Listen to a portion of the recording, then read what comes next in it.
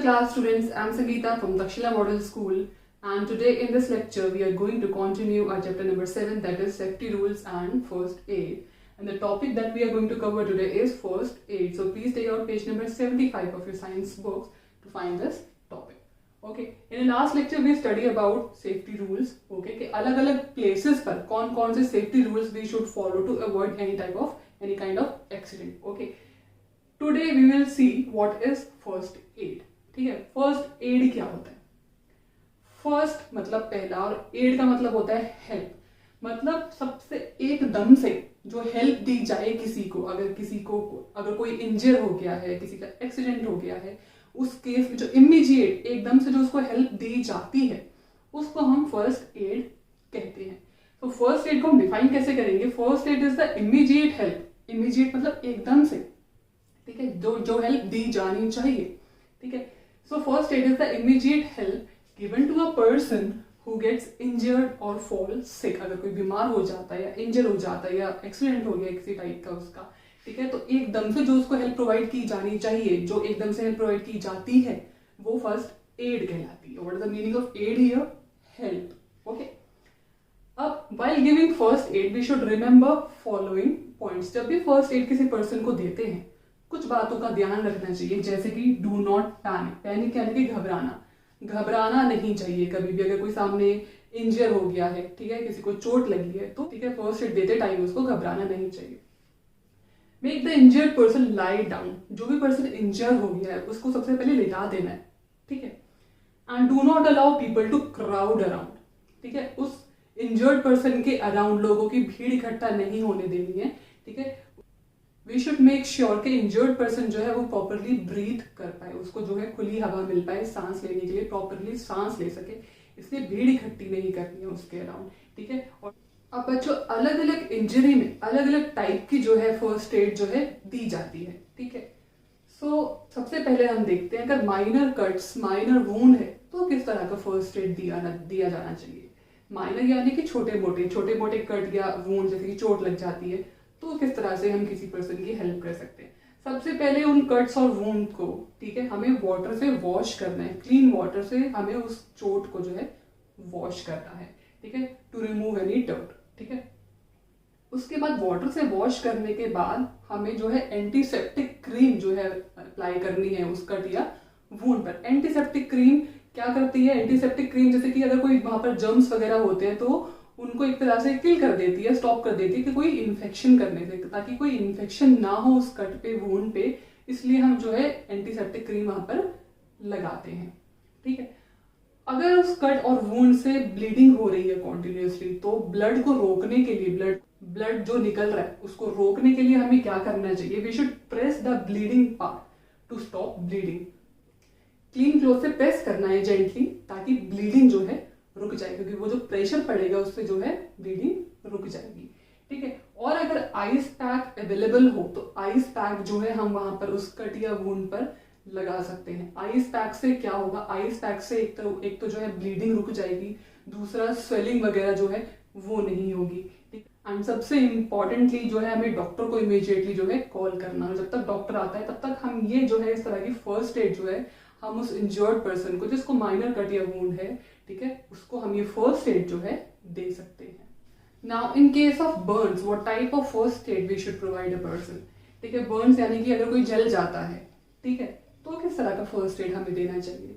सबसे पहले we should wash the burn area with cold water. जहां भी जल गया है, ठीक है, उसको कोल्ड वाटर से वॉश करना है. उसके बाद आइस पैक जो है अप्लाई करना है उस बर्न पार्ट पर, ठीक है, अफेक्टेड एरिया पर. उसके बाद वहां पर अगेन एंटीसेप्टिक क्रीम हमें लगानी है. एंटीसेप्टिक क्रीम क्या करेगी? It will prevent any type of infection there. ठीक है, या फिर कोई सूदिंग क्रीम जो होती है, जो जब जल जाता है तो उस पर लगाने के लिए जो क्रीम आती है वो हम वहां पर अप्लाई कर सकते हैं. ठीक है, और अगर सीवियर बर्न से बहुत ज्यादा अगर कोई पर्सन जल गया है तो we should immediately go and see a doctor. Now in case if a person gets fainted, तो किस तरह का फर्स्ट एड हम देंगे? फेंट यानी कि बेहोश हो जाना, चक्कर आ जाना. ठीक है, चक्कर आके अगर कोई पर्सन गिर जाता है, बेहोश हो जाता है, तो फिर किस तरह का फर्स्ट एड हमें देना चाहिए? सबसे पहले we should make the person lie down. ठीक है, उसको जो है लिटा देना है। लिटाना इस तरीके से with the head lower than the body, sir जो है नीचे थोड़ा होना चाहिए, बॉडी थोड़ी ऊपर, सर जो है थोड़ा नीचे की तरफ होना चाहिए। ठीक है, उससे क्या होगा, जो ब्लड फ्लो होगा वो सर की तरफ जाएगा, ज्यादा ब्लड जो है वो सर की तरफ जाएगा और उससे जो है धीरे धीरे चक्कर आने जो है बंद हो जाएंगे। ठीक है, अब डू नॉट क्राउड अराउंड। ठीक है, उस पर्सन के अराउंड जो फेंट हुआ है उसके अराउंड जो है भीड़ नहीं लगानी है। ठीक है, उसको जो है खुली हवा जो है आने देनी ताकि वो प्रॉपरली ब्रीथ कर सके। ठीक है, उसके बाद we should sprinkle cold water on the person's head and forehead. ठंडा पानी जो है फोरहेड और हेड पर जो है डालना है। ठीक है, in case of insect bite कौन सी फर्स्ट एड देनी है? इंसेक्ट बाइट यानी कि अगर कोई इंसेक्ट जो है वो बाइट कर जाता है, इंसेक्ट कोई कीड़ा जो है वो काट लेता है, तो किस तरह की फर्स्ट एड देनी है?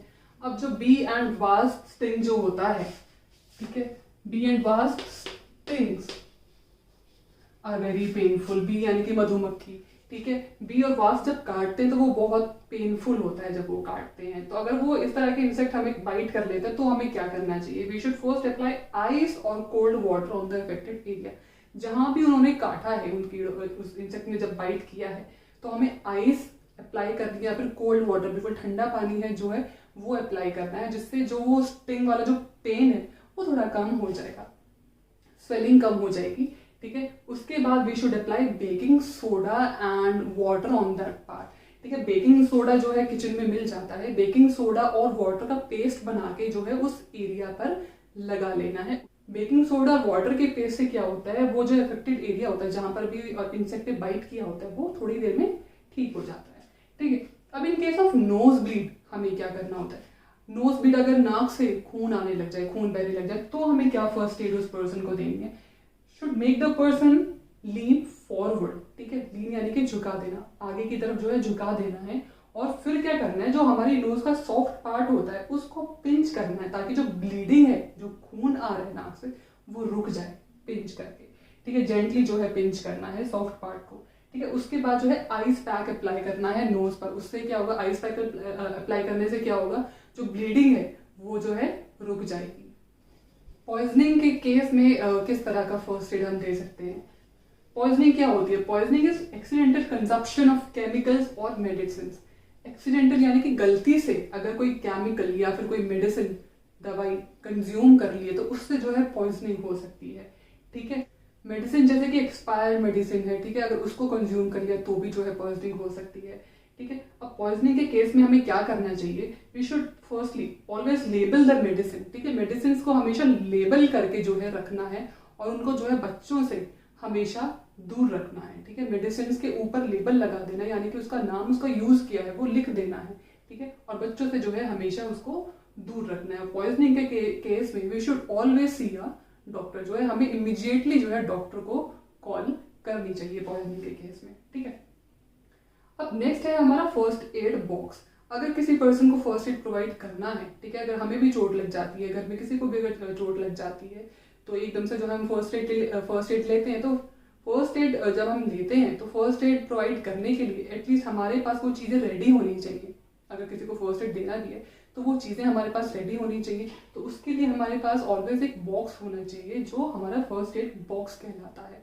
फर्स्ट एड बॉक्स में होता क्या है? फर्स्ट एड बॉक्स में वो ज़रूरी चीज़ें होती हैं जो इमीडिएट हेल्प के लिए चाहिए होती हैं। जैसे कि सबसे पहले कॉटन होनी चाहिए। ठीक है, कॉटन, जैसे कि अगर ब्लीडिंग वगैरह है या फिर हमें उस वूंड को या कट को जो है साफ करना है तो उसके लिए हम कॉटन रखते हैं। Next, bandage. अगर चोट लगी है, ठीक है, तो उसको जो है रैप करने के लिए, ड्रेसिंग करने के लिए जो है बैंडेज होना चाहिए। ठीक है, नेक्स्ट, डेटॉल या फिर ऐसा ही कोई एंटीसेप्टिक लोशन जो है होना चाहिए। कट या वूंड पे उसको कॉटन से सबसे पहले साफ करना है, उसको ड्रेसिंग करने से पहले या फिर उसके ऊपर बैंडेज लगाने से पहले। ठीक है, हमें जो है उस कट या वूंड को हमेशा जो है एक एंटीसेप्टिक लोशन से साफ करना होता है। तो उसके लिए एंटीसेप्टिक लोशन जैसे कि डेटॉल वो होना जरूरी है हमारे फर्स्ट एड बॉक्स में। दूसरा, एंटीसेप्टिक क्रीम होनी चाहिए। ठीक है, आफ्टर क्लीनिंग दैट कट और वूंड विद एंटीसेप्टिक लोशन, उसके बाद हमें क्या करना होता है? एंटीसेप्टिक क्रीम अप्लाई करनी होती है। तो वो फर्स्ट एड बॉक्स में होनी चाहिए। नेक्स्ट हमारे पास क्या होनी चाहिए? सीजर्स होनी चाहिए। ठीक है, हमें बैंडेज वगैरह को जो है कट करना होता है। ठीक है, तो उसके लिए हमारे पास सीजर्स होने चाहिए। तो ये सारा जो सामान है हमारे फर्स्ट एड बॉक्स में जरूर होना चाहिए। फर्स्ट एड बॉक्स को भी हमें लेबल करके रखना होता है.